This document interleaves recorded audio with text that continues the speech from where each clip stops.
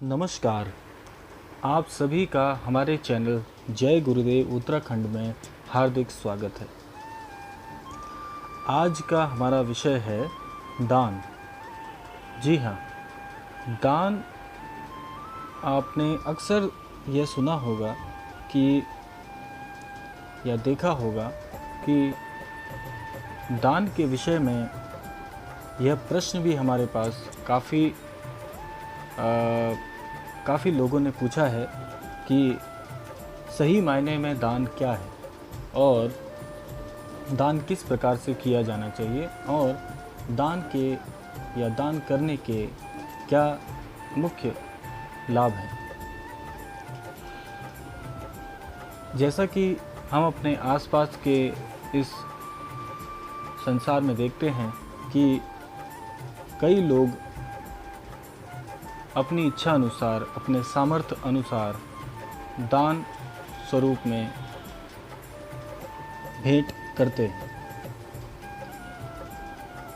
तो वाकई में या असली मायने में दान किसे कहा जाता है और इसके क्या क्या लाभ होते हैं, जैसा कि प्रश्न है और प्रश्न के अनुसार ही इसका प्रत्युत्तर दिया जाएगा कि दान सही मायने में अपने सामर्थ्य अनुसार और अपने मन की इच्छा अनुसार दिया गया कोई भी पदार्थ, चाहे वह धन हो, चाहे वह श्रम हो, चाहे वह किसी भी प्रकार की सहायता हो, वह दान की प्रकृति में आता है। इसका सबसे मुख्य बिंदु यही है जो कि हमें अपने मस्तिष्क में रखना चाहिए कि जब तक आपका आंतरिक मन आपको यह भीतरी सुझाव नहीं देता है कि आपको दान करना है या नहीं, तब तक वह दान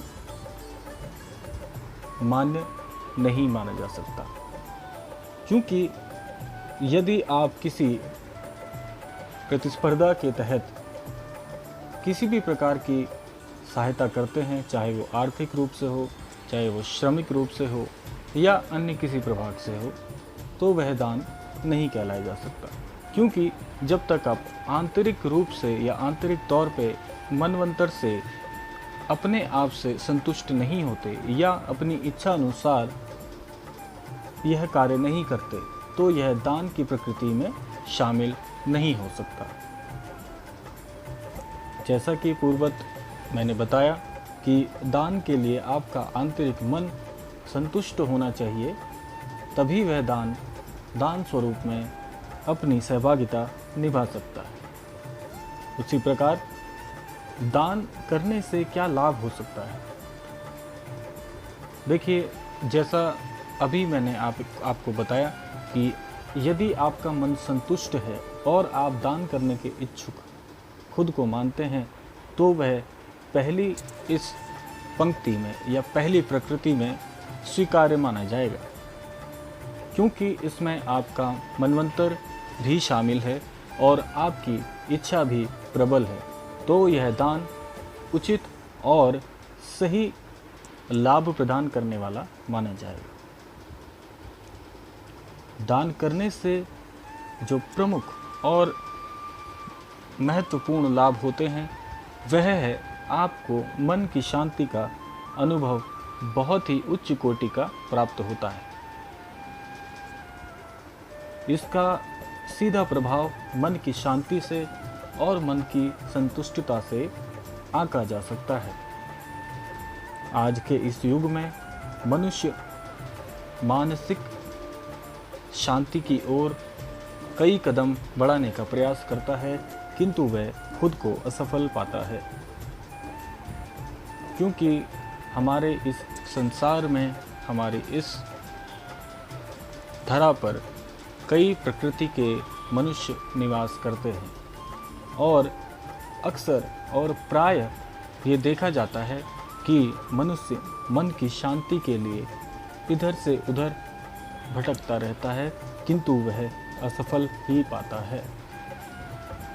तो मन की शांति के लिए दान करना या दान के लिए सेवारत होना मन की शांति का प्रमुख एक कार्य है और अपने सामर्थ्य अनुसार, ना किसी दबाव में, ना किसी प्रतिस्पर्धा में या ना किसी प्रभाव से दान करना चाहिए।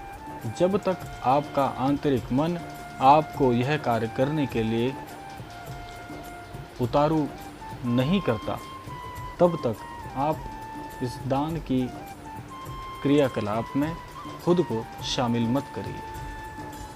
आपका अंतर्मन ही आपको सच्ची आवाज़, सच्ची पुकार दे सकता है। और जब तक, यह प्रकृति का सबसे बड़ा नियम है कि जब तक आप अपने मन की आंतरिक पुकार को नहीं सुन लेते, तब तक आप किसी भी कार्य को करने में खुद को असमर्थ पाएंगे। दान का स्वरूप और दान की प्रकृति भी आंतरिक मन से जुड़ी हुई एक सुंदर प्रकृति की कला है, क्योंकि दान करना खुद को शांत स्वरूप में देखने के अभिप्राय के बराबर होता है।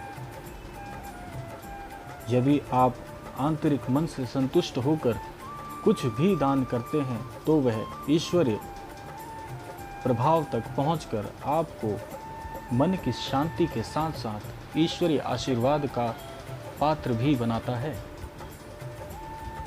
और ईश्वरीय कृपा यदि आपके पास किसी भी माध्यम से पहुंच जाए, तो आपका जीवन कृपा प्रधान और कृपा के अधीन होकर उच्च कोटि का और प्रभावशाली बन जाता है। जैसा कि मैंने आपको बताया कि मनुष्य इस युग में मन की शांति के साथ साथ ईश्वरीय कृपा से तो जुड़ना चाहता है, किंतु वह इन अमूल्य और प्रभावशाली माध्यमों से जुड़ने से सदैव खुद को अवांछित पाता है। इस वांछनीय कार्य को और इस प्रभावशाली कार्य को शक्तिहीन बनाने के लिए आपको दान की इस महत्वपूर्ण व उत्तम कार्यशैली को अपनाना चाहिए और इस कार्य में खुद को पीछे नहीं छोड़ना चाहिए। फिर से उसी बिंदु को मैं यहाँ पर रेखांकित करना चाहूँगा कि जब तक आपका आंतरिक मन दान की किसी भी कार्यशैली को और दान की मनो प्रभाव को जब तक तैयार नहीं करता, तब तक आप दान मत कीजिए।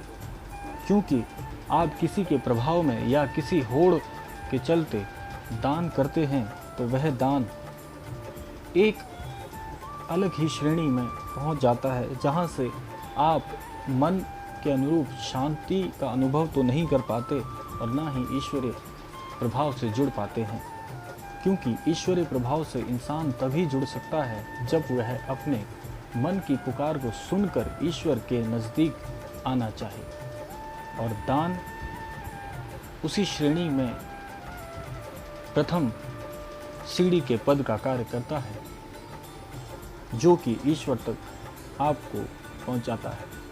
यदि आप इन सीढ़ियों पर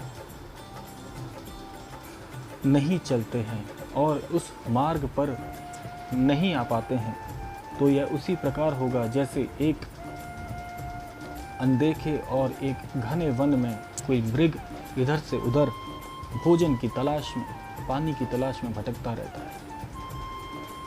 ये वही राहें हैं, ये वही मार्ग हैं जो आपको ईश्वर के नज़दीक लाने में सहायक होते हैं।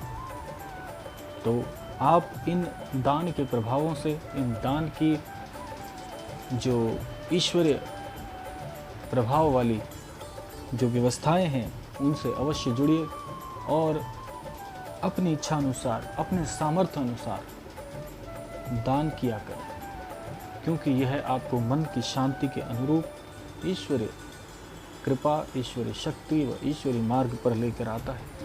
हमारे शास्त्रों में भी दान का बहुत बड़ा प्रभाव देखने को मिलता है।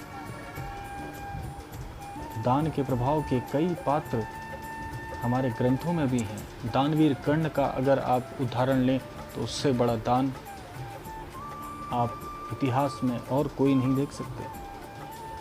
अपने जीवन को दांव पे लगाकर दान को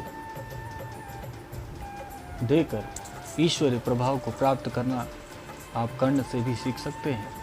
यह ग्रंथों में, हमारे जो पूजनीय ग्रंथ हैं उनमें भी ये बातें शामिल हैं।